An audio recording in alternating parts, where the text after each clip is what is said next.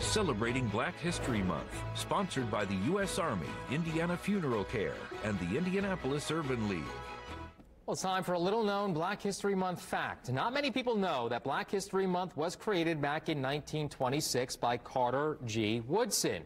He was an African-American historian. Well, today we want to share a bit of history you may not be aware of, and it starts with a particular high school right here in Indianapolis. News 8's multicultural reporter Katira Winfrey joins us now with more on that.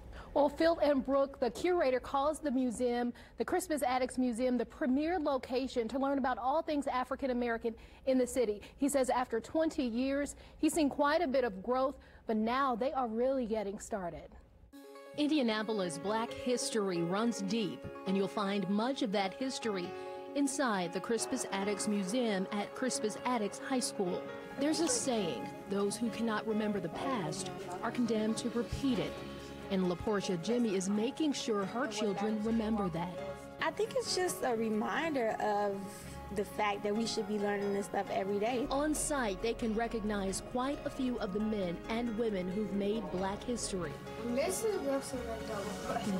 But there's so much more to learn, and they are getting quite a schooling at the Crispus Attucks Museum. Being able to teach them about their history and in a comfortable manner. Everybody that comes here expects to hear things that's not comfortable. Historically, Crispus Attucks is said to be the first person killed during the American Revolution, and the high school where the museum sits bears the same name. Well, this was the first all-black school in the state of Indiana.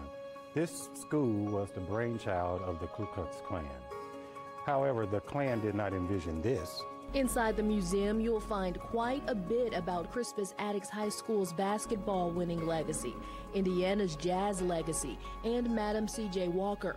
But the museum curator, Robert Chester, says the histories in here dig deep, often into a painful past. Whether it's the civil rights movement of the 60s, whether it's the Tuskegee Airmen of the 1940s, World War II, whether it be the military men and women of the early half of the 20th century. When Gilbert Taylor first created the museum, it was more of a collection, just a few tabletop exhibits, and it fit in a room not much larger than a closet.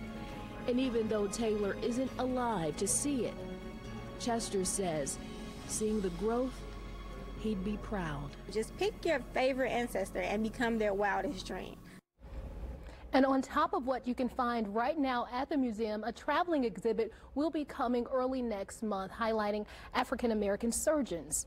Reporting in the studio, I'm Wish TV News 8's multicultural reporter, Katira Winfrey.